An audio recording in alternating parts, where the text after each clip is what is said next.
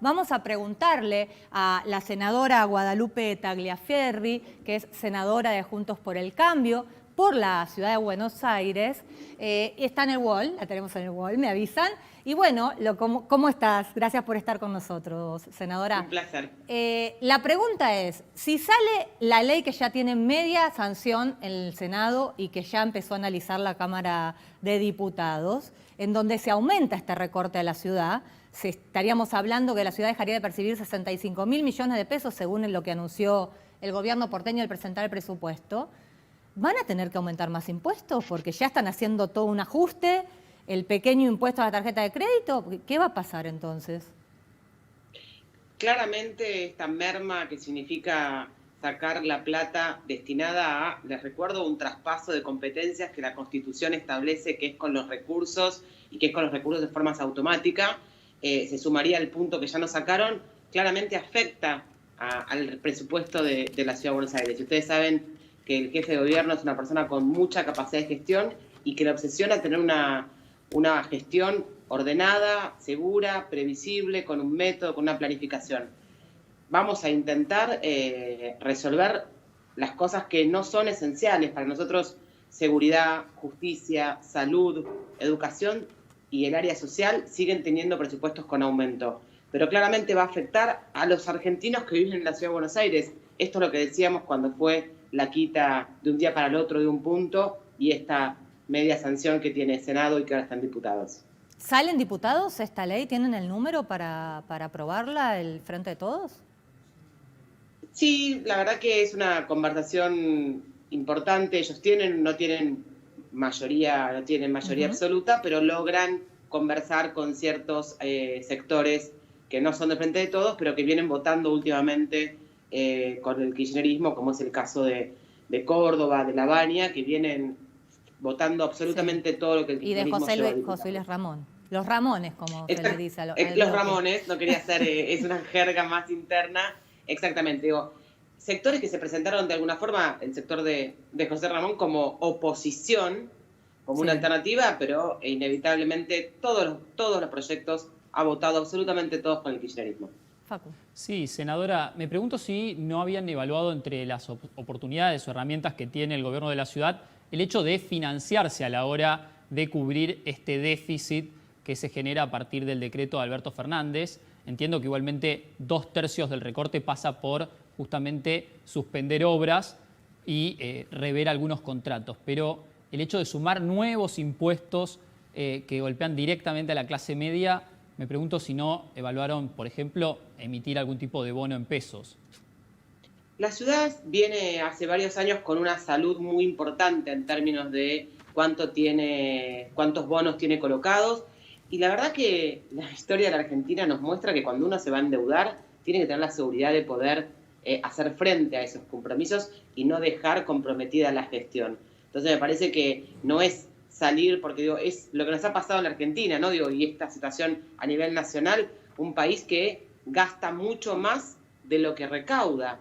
Entonces, si para hacer eso, para seguir gastando, en lugar de ajustar, de achicar, digo, lo primero que hemos achicado en la Ciudad de Buenos Aires fueron los sueldos de los funcionarios políticos, algo que a nivel nacional no se está haciendo y que hemos presentado proyectos desde nuestro bloque para reducir el costo de la política, no de los senadores, de toda la función pública, de ANSES, de bancos, la plata que ganan, porque la Argentina está haciendo un esfuerzo enorme. Entonces, a mí me parece que hay que ser muy cauteloso. Uno puede emitir bonos, pero no como condición de una rueda donde siempre gasto más de lo que ingresa. Eso no es sano en una administración pública.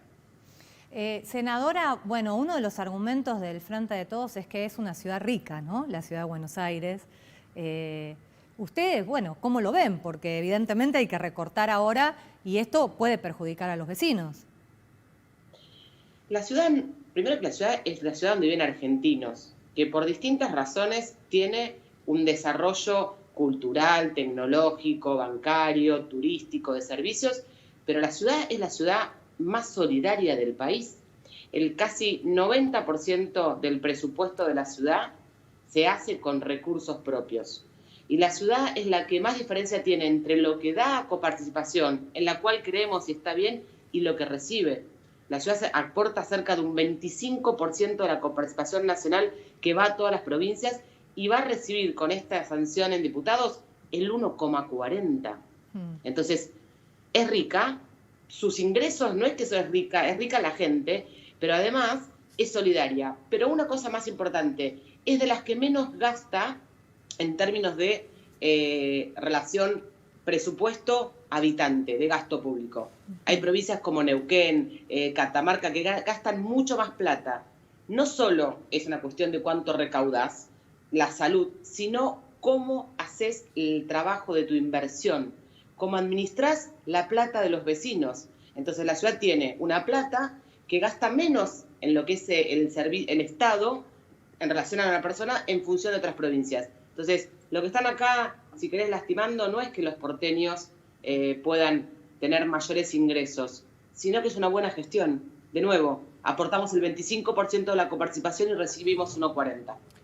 Senadora, en ese sentido, para que quede claro, se garantizan, digamos, todos los servicios básicos, digamos, de salud, de educación y demás. No se toca ninguno de esos ítems del presupuesto, ¿no? No, en absoluto. Lo que ha enviado el ministro Mura a la legislatura, de hecho, en estas áreas tiene aumento en desarrollo social, en educación, en salud, en seguridad. Sigue teniendo un aumento respecto al presupuesto del año pasado. Ahora bien, sí, quizás no vamos a poder tener un mantenimiento en 48 horas de una vereda o de una plaza, que no son cosas esenciales como son la salud, la seguridad, la educación y el desarrollo social. Senadora, ¿tuvieron pedidos del Gobierno Nacional para que retiren el amparo que presentaron en la Corte Suprema? Yo tengo entendido que sí. ¿Qué van a hacer con eso y para cuándo esperan un fallo del tribunal? Nosotros tenemos un compromiso con los porteños y, de nuevo, con los argentinos que viven en la Ciudad de Buenos Aires y además los 3 millones que la transitan, la disfrutan y trabajan siendo la provincia de Buenos Aires en la ciudad. Y eso es defender los intereses de la Ciudad de Buenos Aires.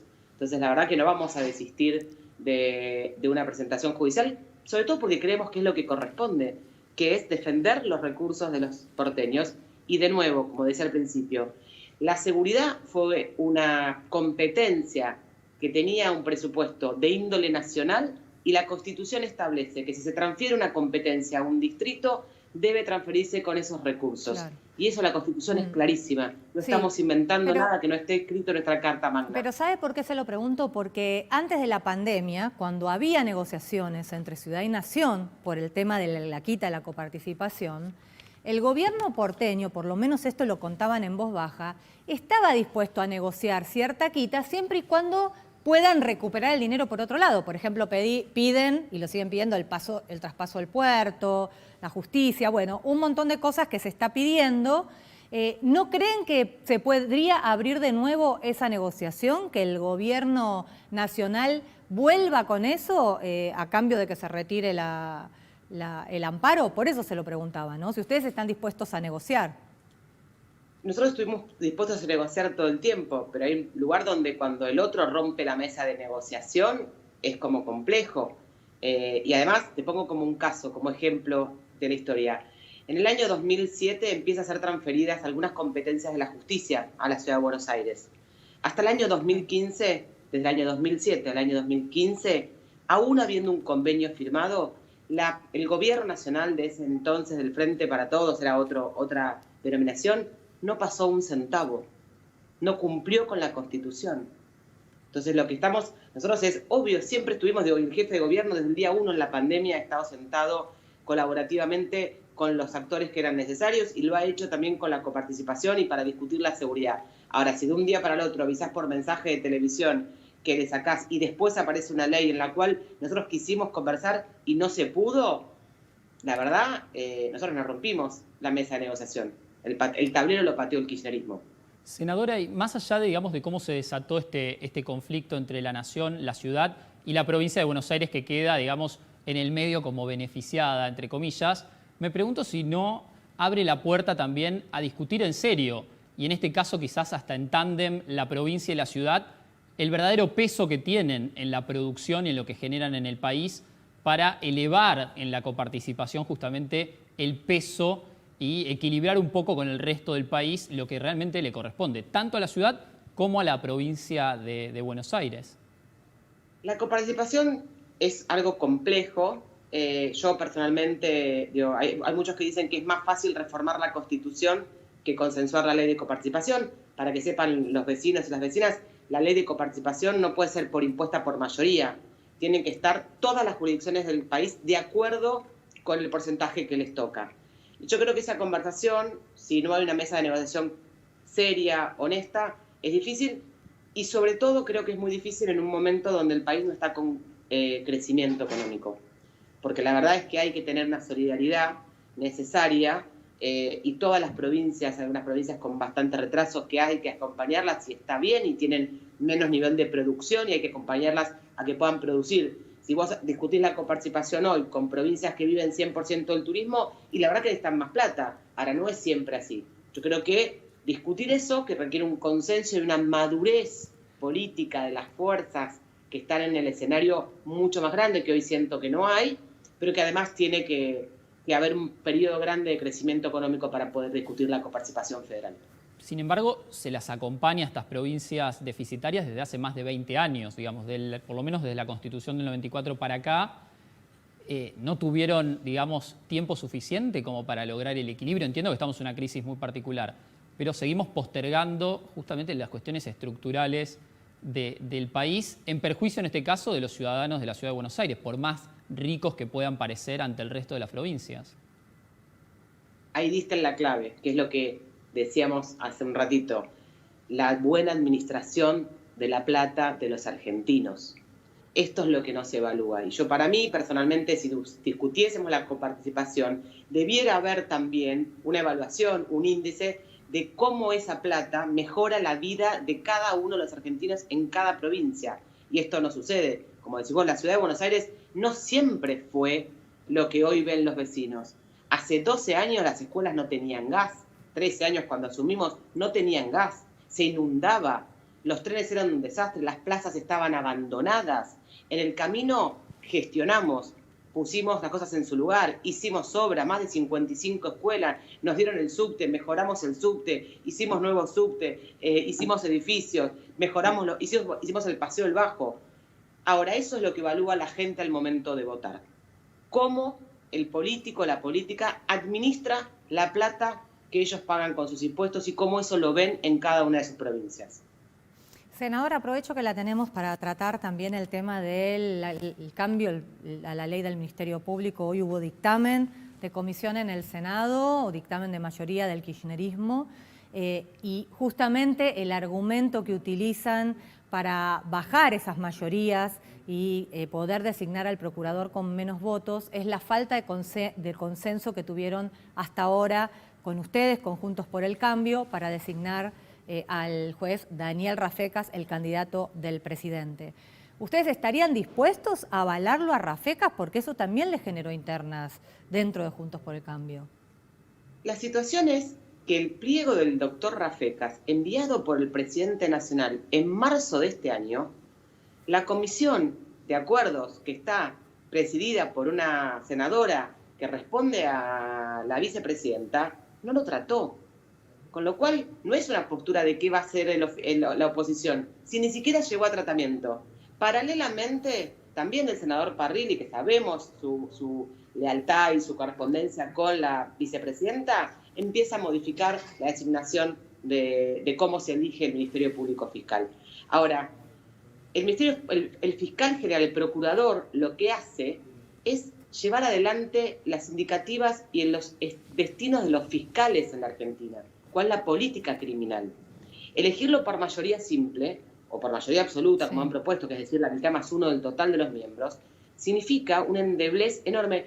Un procurador que fue procurador durante 4 gobiernos distintos planteaba que él no había podido hacer, por ejemplo, evitar la reelección o haber declarado la nulidad del punto final de evidencia debida, haber llamado al juicio a las juntas, si él no contaba con el apoyo político que le dan los 2/3.